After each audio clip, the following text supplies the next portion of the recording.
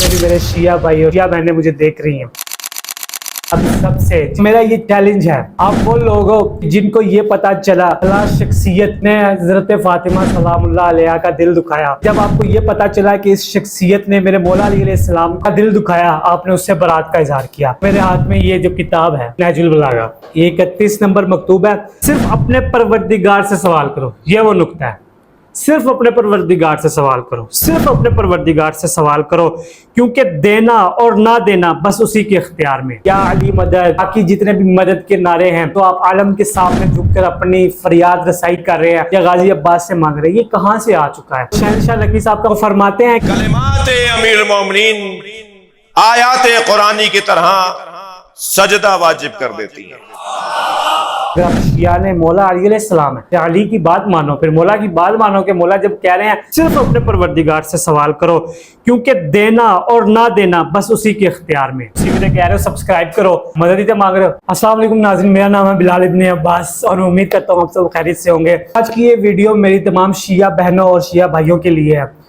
تو ویڈیو شروع کرتے ہیں۔ شروع کرنے سے پہلے میں چاہوں گا کہ میرے جتنے بھی مسلمان بھائی اور بہنیں مجھے دیکھ رہے ہیں وہ ایک دفعہ اسمائل کریں، کیونکہ مسکرانا آقا علیہ الصلوۃ والسلام کی سنت ہے۔ تو میرا یہ چیلنج ہے، بلکہ چیلنج کیا، میری یہ ریکویسٹ ہے، میں آپ سب سے جتنے بھی میرے شیعہ بھائی اور شیعہ بہنیں مجھے دیکھ رہی ہیں، آپ وہ لوگ ہو جن کو یہ پتا چلا کہ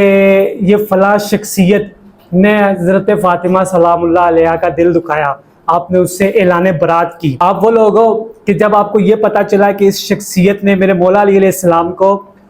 کا دل دکھایا، آپ نے اس سے برات کا اظہار کیا۔ جب آپ کو یہ پتا چلا کہ فلاں شخصیت نے مولا حسین علیہ السلام کا، اہل بیت کا دل دکھایا، آپ اس سے اعلان برات کرتے رہے۔ اور آپ ہی وہ لوگ ہو جو سارا سال محبت اہل بیت کا دعویٰ کرتے ہو، لیکن میں آپ کی خدمت میں ایز اے طالب علمانہ، آپ کا چھوٹا بھائی بن کر، آپ کا بیٹا بن کر، میں آپ سے یہ ایک ریکویسٹ کرنے آیا ہوں، اور وہ ریکویسٹ کرنے سے پہلے میں یہ چاہوں گا کہ میرے ہاتھ میں یہ جو کتاب ہے،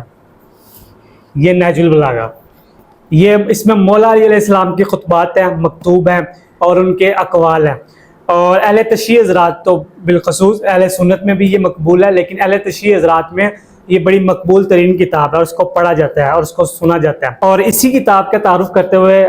شہنشاہ نقوی صاحب ہیں، علامہ شہنشاہ نقوی صاحب، میں ان کی بہت عزت کرتا ہوں، جب سے انہوں نے حضرت ابوبکر صدیق، حضرت عمر اور عثمان اور ام عائشہ سلام اللہ علیہ پر لعن طعن کرنے سے روکا ہے، آج سے تقریباً 4-5 سال پہلے، اور انہوں نے یہ برملا سٹیج پر آ کر کہا کہ جو بھی ان پر لعن طعن کرتا ہے وہ غلط کرتا ہے، اور جب وہ کہتے ہیں کہ اہل سنت ہماری جان ہے تو وہ ان سے میرا خون بڑھتا ہے، جب میں ان کو سنتا ہوں میرا خون بڑھتا ہے، جب وہ اتفاق کی باتیں کرتے ہیں، اتحاد کی باتیں کرتے ہیں۔ اور اس کے علاوہ جب وہ پیچھے ڈاکٹر ذاکر نائک صاحب آ رہے ہیں تو وہ بھی جب آئے ہیں تو انہوں نے کیا نام لیتے ہیں، شیعت کی جو انہوں نے نمائندگی کی ہے وہاں پر شہنشاہ نقوی صاحب تھے۔ بہرحال یہ نہج البلاغہ ہے جی، اس کا مکتوب نمبر ہے 31، یہ 31 نمبر مکتوب ہے، اور اس میں میرے مولا علی علیہ السلام مولا حسن علیہ السلام سے یہ نصیحت کر رہے ہیں، بلکہ اس کے حاشیے میں اس کا جو رائٹر ہے سید رضی شریف، اور ان کا جو ترجمہ کیا علامہ مفتی جعفر حسین صاحب نے، وہ اس کے حاشیے میں لکھ رہے ہیں کہ شاید یہ وصیت ابن حنیفہ کے بارے میں تھی جو کہ مولا علی علیہ السلام کے بیٹے تھے، لیکن ساتھ وہ یہ لکھتے ہیں کہ چاہے یہ مولا حسن علیہ السلام کے ساتھ ہو نصیحت یا یہ محمد ابن حنفیہ کے متعلق نصیحت کی گئی ہو اس مکتوب میں، لیکن یہ پوری انسانیت کے لیے ایک ایسا خطبہ ہے کہ اگر کوئی اس خطبے پر عمل کر لے، ایک ایسا خط ہے، مکتوب ہے، اگر اس پر جو لکھی ہوئی باتوں پر عمل کر لے تو وہ یقیناً ہدایت تک پہنچ سکتا ہے۔ میں آپ کے پاس دعوت لے کر آیا ہوں توحید کی، توحید اور بہت سی باتوں، اس کی تعریف میں بہت کچھ کہا جا سکتا ہے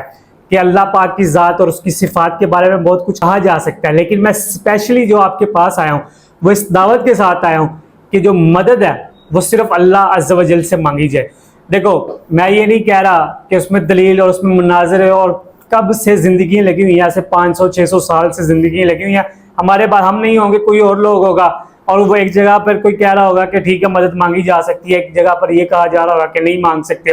کوئی مشرک کے دعوے کر رہا ہوگا اور کوئی کہہ رہا ہوگا کسی طریقے سے جواز نکالنے کی کوشش کر رہا ہوگا، اور یہ ڈیبیٹس ختم نہیں ہونی۔ لیکن افضل ترین کام ہے، جس سے بھی پوچھو افضل ترین کام یہی ہے کہ غیب میں مدد صرف اللہ سے مانگی جائے۔ یہ مثالیں نہ دینا کہ روٹی امی سے مانگنی ہے، روٹی نوکری تو اسی ایدے کو مانگ دے ہو، فلانا چیز ایدے کو، غیب میں مدد صرف اللہ سے. اور اس کی بات، اس کی تائید میں، اس کی دلیل میں مولا علی علیہ السلام کے خطبے کا ایک حصہ، خطبہ بہت وہ مکتوب، خطبہ میرے منہ سے نکل رہا ہے، مکتوب ہے، خط ہے، تو اس میں مولا علی علیہ السلام جو فرما رہے ہیں اس کا کچھ حصہ میں آپ کے سامنے پڑھ کر سنانا چاہوں گا. تو مولا علی علیہ السلام اپنے بیٹے سے یہ وصیت کرتے ہوئے فرماتے ہیں کہ میں تمہیں وصیت کرتا ہوں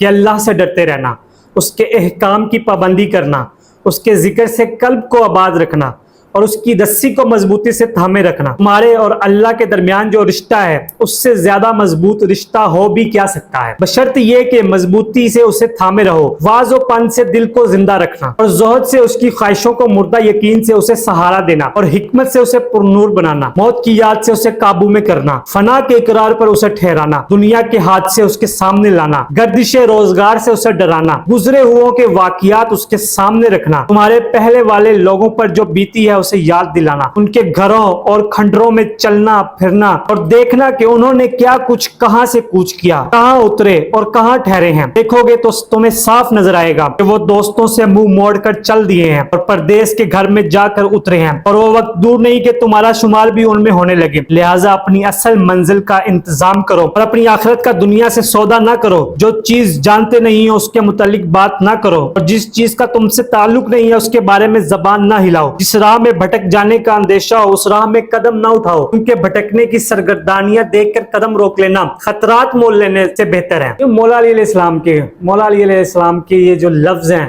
کیا خوبصورت لفظ ہیں. میں آگے بھی پڑھوں گا ابھی، اور جو میں مین بات کروں گا اس کے بعد وہ میں کروں گا. لیکن وہ شہنشاہ نقوی صاحب کا میں نے تعارف آپ کو کروا رہا تھا، وہ اس حوالے سے کروا رہا تھا. وہ فرماتے ہیں کہ جس طرح قرآن میں کچھ ایسی آیات موجود ہیں کہ جسے سن کر سجدہ واجب ہو جاتا ہے، اسی طرح مولا علی علیہ السلام کا کلام ہے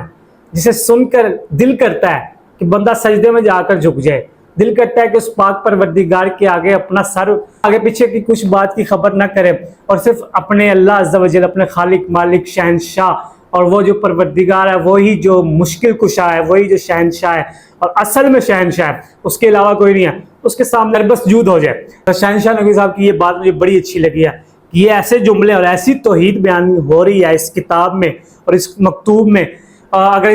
اس میں جو خطبات ہیں، یہ تو میں مکتوب میں پڑھ رہا ہوں، جو خطبات میں جو پہلا خطبہ ہے، سبحان اللہ سبحان اللہ، جو اس میں تخلیق کے بارے میں بتایا گیا، جو دنیا کی تخلیق کے بارے میں بتایا، کوئی میں نے اس سے پہلے اس طرح کی بات نہیں سنی، سوائے جو اس میں انہوں نے بتایا نا کہ اوپر بھی پانی ہے، نیچے بھی پانی ہے اور بیچ میں شگاف ہے، اور اس طرح کی جو تھیوری ساحل ادیم صاحب پیش کرتے ہیں. لیکن وہ پتہ نہیں کس طرح، یعنی کہ انہوں نے ریفرنس نہیں دیا آج تک اس سے پہلے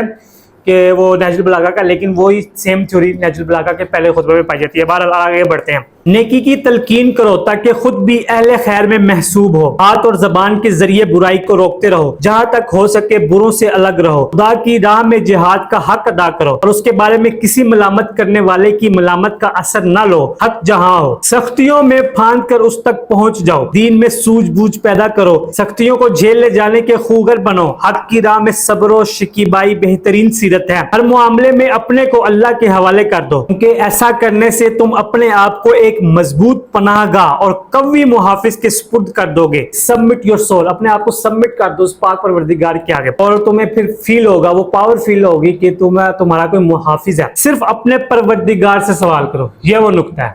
صرف اپنے پروردگار سے سوال کرو، صرف اپنے پروردگار سے سوال کرو، کیونکہ دینا اور نہ دینا بس اسی کے اختیار میں.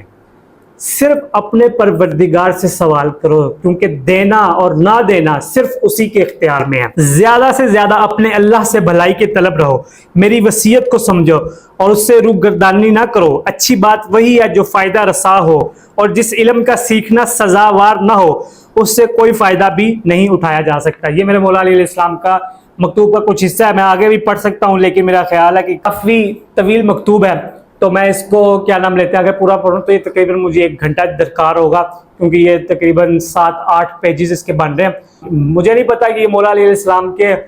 طرف منسوب ہے یا آپ کو کہ یار یہ کتاب کی کوئی سند نہیں ہے، یہ ہے وہ ہے. لیکن ان الفاظ میں اگر آپ مانتے ہو، اگر آپ اس بات کو مانتے ہو کہ یہ جو مکتوب ہے یہ مولا علی علیہ السلام نے ہی لکھا ہے،